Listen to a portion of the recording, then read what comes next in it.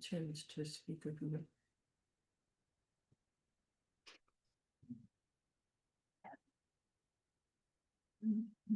What do you mean for these guys, God?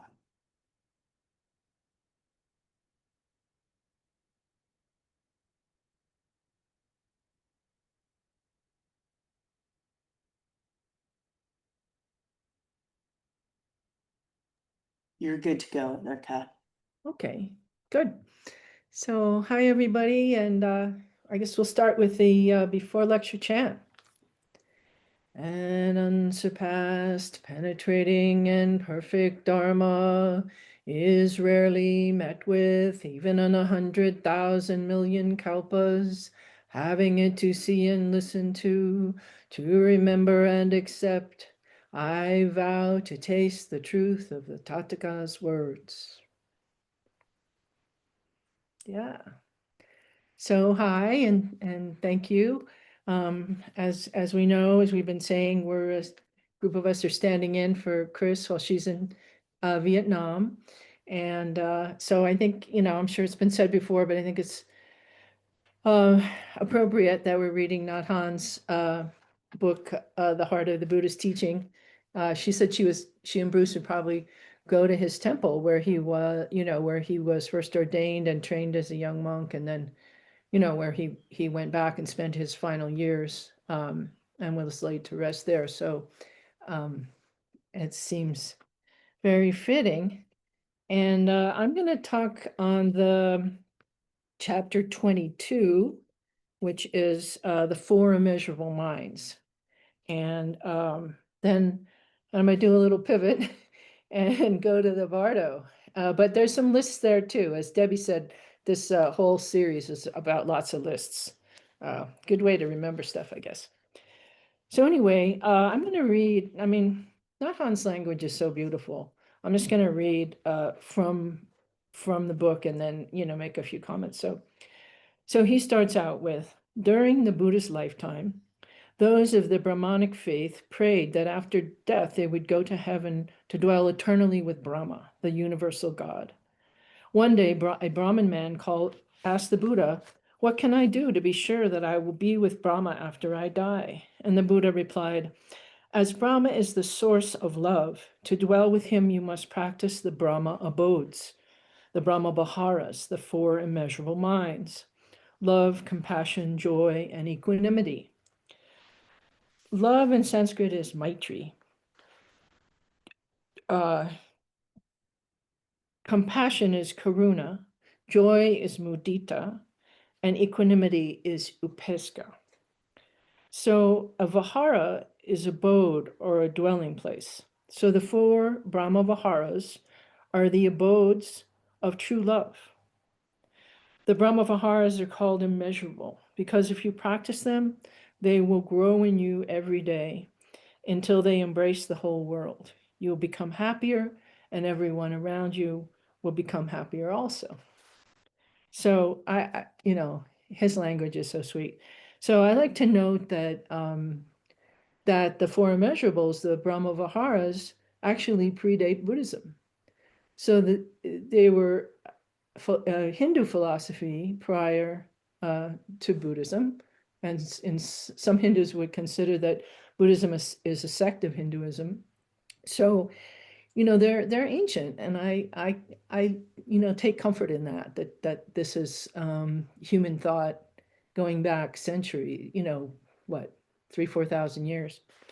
So, and then he goes on to say, if you learn to practice love, compassion, joy, and equanimity, you will know how to heal the illnesses of anger, sorrow, insecurity, sadness, hatred. And yeah.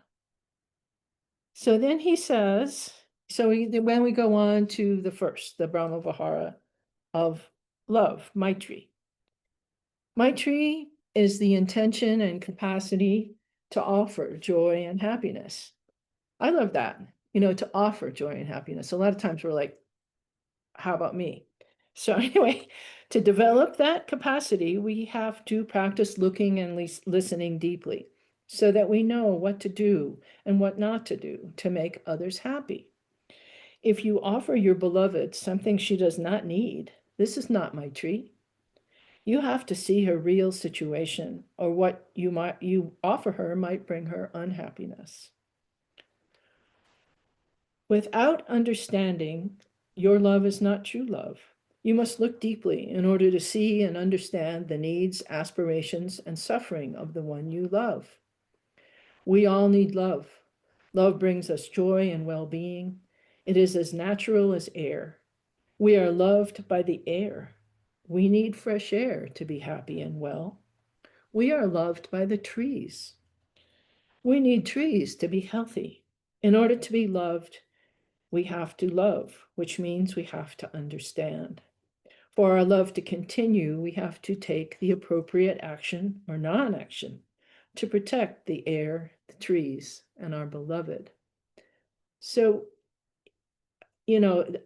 this really, I mean, it's so beautiful and so not Han in the sense of coming from,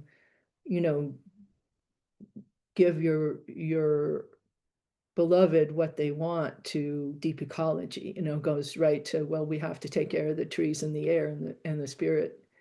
And also that it kind of turns it around. A lot of times, I think when I think of love, we think of, are we loving? Are we feeling love? Are we receiving love? It's even through all, years of practice, it's still kind of self-centered. So for me, so to really see it as how do we love in the world? I think it's beautiful. So then he goes on to the second aspect of true love is karuna, compassion, the intention and capacity to receive and transform suffering and lighten sorrows. Karuna is usually translated as compassion, but that is not exactly correct. Compassion is composed of calm, which means together with, and passion, to suffer, which is, you won't think of passion as suffering, but we do. And we do not, but he says, we do not need to suffer to remove suffering from another person. Doctors, for instance, can relieve their patient's suffering without experiencing the same disease themselves. If we suffer too much, we may be crushed and unable to help. Still, until we find a better word, we'll have to translate passion as karuna. So reading this, I suffer with my compassion, um, when I hear news of Gaza, I suffer. And not to the degree that the people who are starving and dying there are suffering for sure. So in a way, to suffer with seems like a good translation of karuna. And also, what he says is that if we suffer too much, we may be crushed and unable to help. And I think that's a very important point, that we have to fill ourselves with enough care and equanimity and well-being in order to be of help to others, and in order to really be able to open our hearts to feel the suffering of others. And then he goes on to say, when I was a novice, I could not understand why, if the world was filled with suffering, the Buddha had such a beautiful smile. Why isn't he disturbed by all the suffering? Later, I discovered that the Buddha has enough understanding, calmness, and strength. That is why the suffering does not overwhelm him. This is kind of what I just said.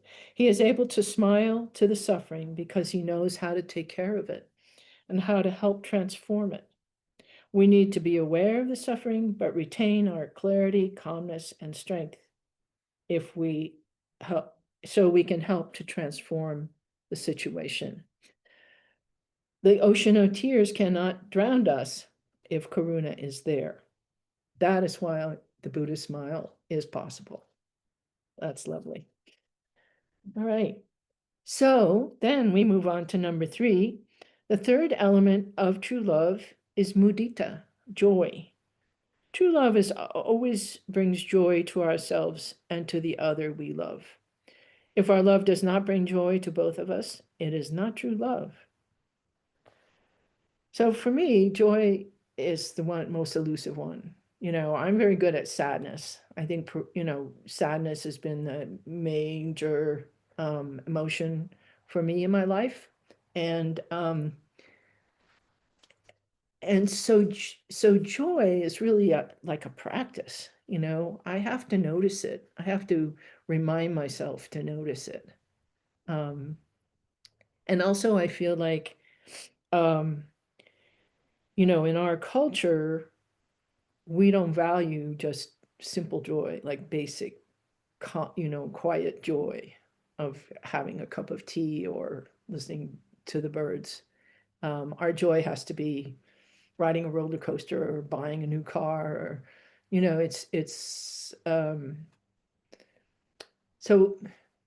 so I really find I cultivate it. Um, and I was very struck with Patty Garrett when she did her Way Seeking Mind talk. Spoke about after being so sick, and then being able to have a sip of ginger ale and a Ritz cracker as being so incredibly joyful. And it's true. It's true. So we need to pay attention and notice. So he says, Nathan goes again. Uh, he says that this is I guess Sanskrit. Drishta Dharma Sukha Viharin means dwelling happily in the present moment. We don't rush into the future. We know that everything is here in the present moment. Many small things can bring us tremendous joy, such as the awareness that we have eyes in good condition. We just have to open our eyes and we can see the blue sky, the violet flowers, the children. Dwelling in mindfulness, we can touch these wonderful and refreshing things. Our mind of joy arises naturally. Joy contains happiness. Happiness contains joy. Later he says, mudita is a joy that is filled with peace and contentment. We rejoice when we see others happy, but we also rejoice at our own well-being. How can we feel joy for another when we do not feel joy for ourselves? Joy is for everyone. All right, number 4, development. The fourth element of true love is upekkha.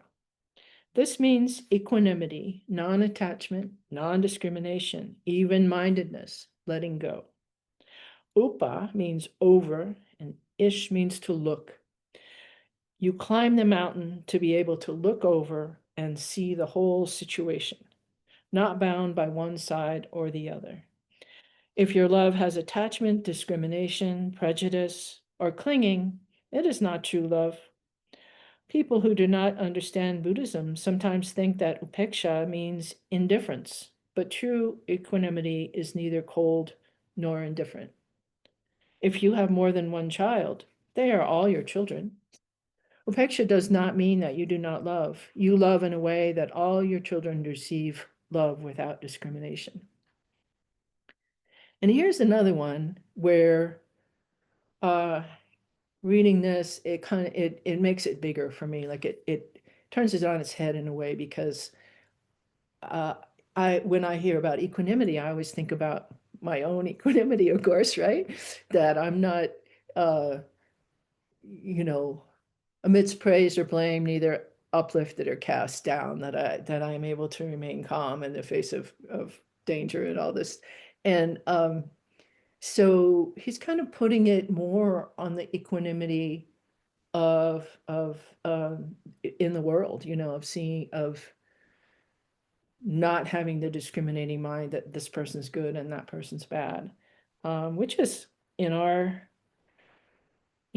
present climate is really difficult to do. I mean, we're in such a climate of who's right and who's wrong and who's, you know, it's so divisive right now that this kind of equanimity is also hard to come by.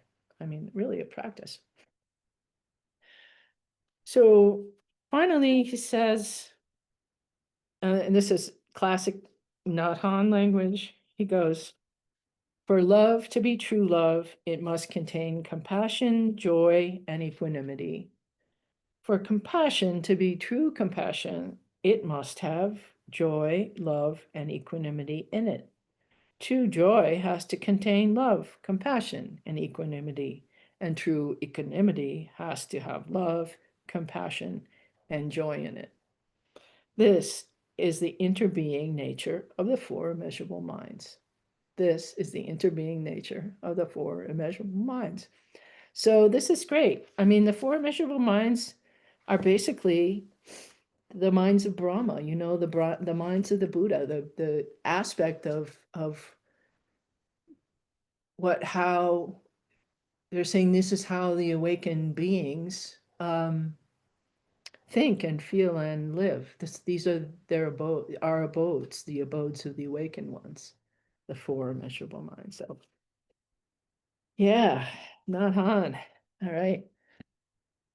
So now I'm gonna pivot over. I'm gonna pivot over to the Bardo because that's what I want to talk. I've just been thinking about this for a while. So and there's some lists in here too. So this is good. We're listing as Debbie said, we're doing a lot of listing. So a couple of weeks ago, I was speaking with Christine Maltrude. She said it's okay to talk about her this way. So we were talking, as many know, she after a long illness, she lost her husband at the end of June. And since then, she's been doing the Buddhist services for him, the Powa services, the 49 days. 7 is a magic number, and then 7 times 7 is an even more magical number.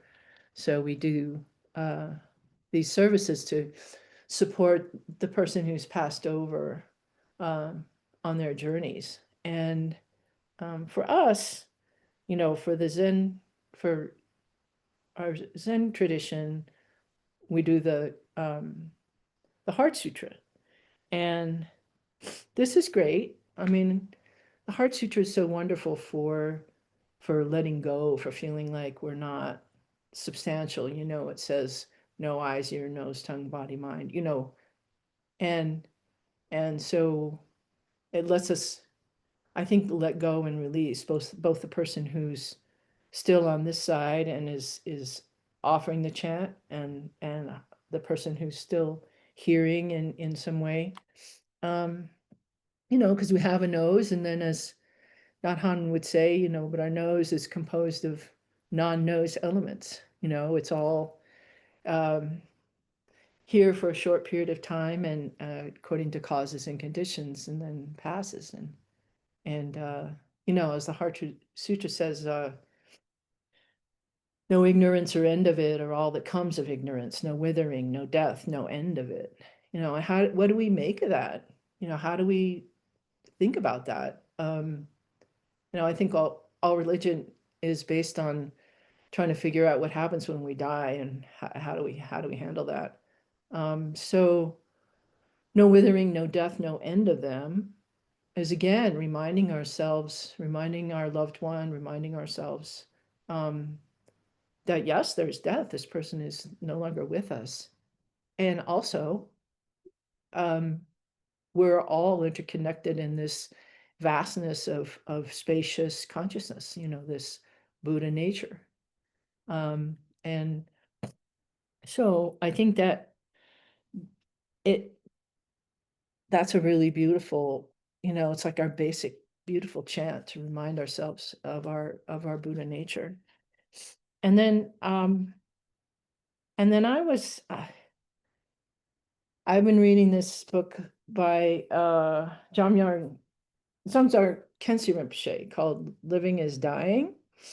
And he's a great modern day Lama. He's in his 60s now, from Bhutan, mostly teaches in Asia and teaches always very wide-ranging, like set up foundations for translation and study and institutes, and then he's also has done movies and is artist and kind of a crazy wisdom guy. So he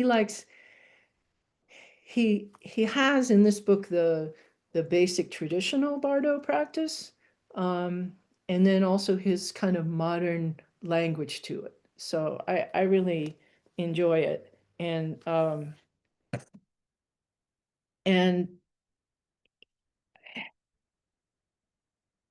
it's useful. I think it's useful. I mean, I was thinking about the Bardo, and the Bardo traditionally is the time between dying and whatever comes after this luminous state. But there's also the bardo of from when we are born until we die, and then there's also the bardo of from the morning to the night bardo, or this moment to the next moment. It's this in between state. And we're always in this in-between state, because we're just always in the present moment, um, between the past and the future. And so Bardo teaching, in Tibetan practice is very elaborate the way they do it with the mantras and chanting and tell the person this, and some can get kind of scary with the when if you see fearsome figures and hear these things, this means you're in this kind of a state, but do not be distracted, carry on. And it's almost like telling somebody who's had a nightmare, oh, this isn't really true, and don't be worried, and keep on going. And so I can take that for myself in this reality, in this moment, which some say, is a dream within a dream, a projection of our mind. We can also take a step back and say, oh, well, is this, how really real is this experience? Can we let it go a little bit? Can we have a little spaciousness around it, right? So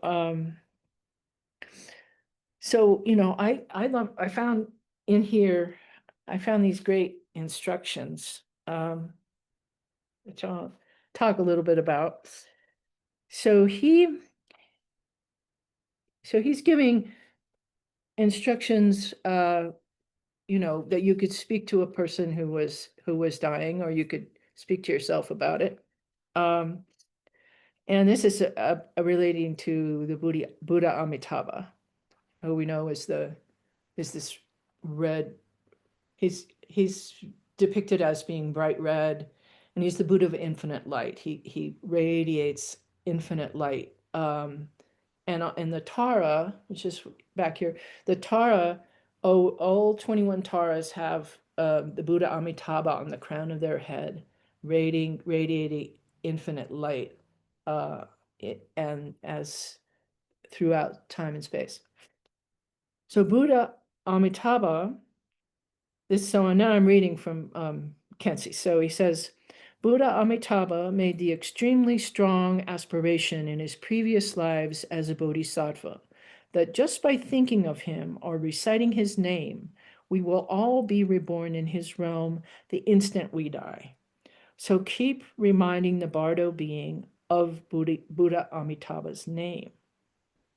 And to invoke Buddha Amitabha, you can recite Namo Amitabha or Om Amidevahri. And then he goes on to say, pray wholeheartedly to Buddha Amitabha. Pray to Avalokiteshvara, Guru Rinpoche. Arouse intense devotion for them. Harbor no doubts. Long, again and again, for the same state of Buddhahood that they have attained. Yearn for rebirth into perfect Buddhahood. If you make sincere and heartfelt prayers, you will be reborn into the realm of Amitabha. And so I'd say he's also said in this book that you can also, whatever image of of loving kindness, joy, of the four immeasurables, of whatever image through our cultural or our own hearts arises to us, we can take that as our object of devotion. We can take that as our kind of touchstone um, for bringing us closer to our own true Buddha mind, right? So it could be anything. I mean, I love, the Virgin of Guadalupe, the Mexican image of the Mother Mary. She really speaks to me. And yeah, so it doesn't matter the name or the form. What matters is that one is inspired by it, by this image. So then these are the 5 things we've got to remember now. This is for this Bardo, this moment, this Bardo that we're in right now. So here it is. Be joyful. The 4 immeasurables are coming back to us now. Do not panic. Relax. Be confident and intensify your unwavering devotion. Now, I've been practicing with these because I love it. It's here we are, and he says, "Be joyful," right? So I'm already having, being joyful is already in the 4 immeasurables, and I'm already trying to be joyful. Then he says, "Do not panic," which is excellent advice right now. I mean, I just read the news and I panic immediately. So it's much better to remind ourselves not to panic, in the face of whatever, our own mind, our own idea about what's going on, what we hear in the news, the whole thing. Then the third injunction is relax. And of course, that is a great piece of advice too. I mean, relax.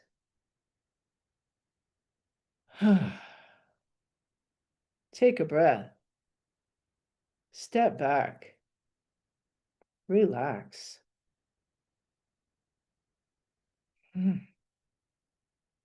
Great piece of advice.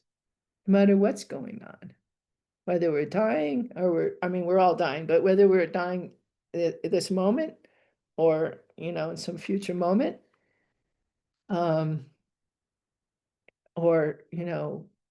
whatever it is, relax. And then he says, be confident. Be confident. And it's like, well, be confident in what? So I say, be confident in our own true nature. Be confident in our ability to attain full enlightenment. Be confident in our basic goodness. Be confident in our kindness and our ability to, to experience a spacious awareness, right? And then it says, intensify our unwavering devotion. Unwavering devotion in what? Unwavering devotion could be, if we're in the Vajrayana tradition and we're doing visualizations and mantras and imagining ourselves as embodying Tara or Amitabha, then it would be the unwavering devotion to that practice, right? Unwavering devotion to, from our Zen point of view, unwavering devotion to our moment-to-moment awareness in this present moment. It would be our unwavering devotion to kindness, to practicing the 4 immeasurables, our unwavering devotion to experiencing our wholeness, our suchness, our expansive, vast, spacious, groundless ground of being.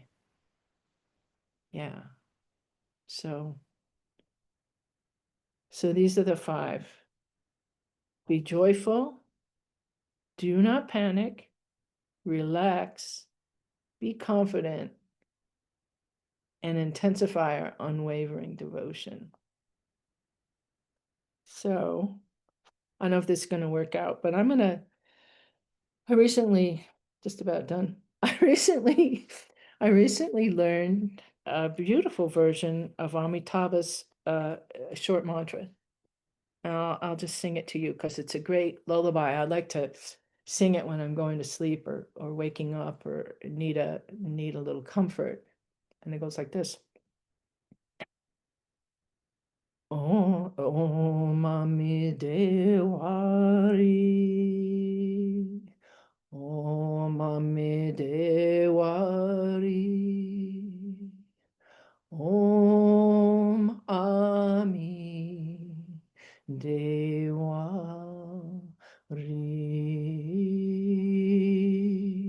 One more time.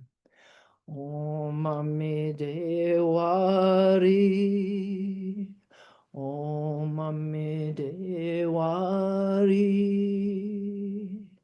Om Ami Devari.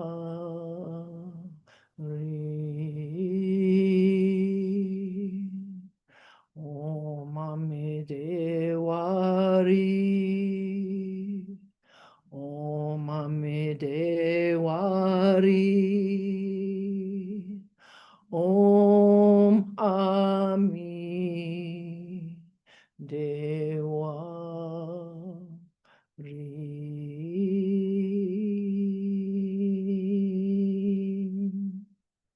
So thank you so much. Thank you so much. Yeah, thank you so much. Good. So we now have a few minutes, like, I don't know, 10 minutes for discussions, or what, it's 12:15. I'm going to turn it over to the folks on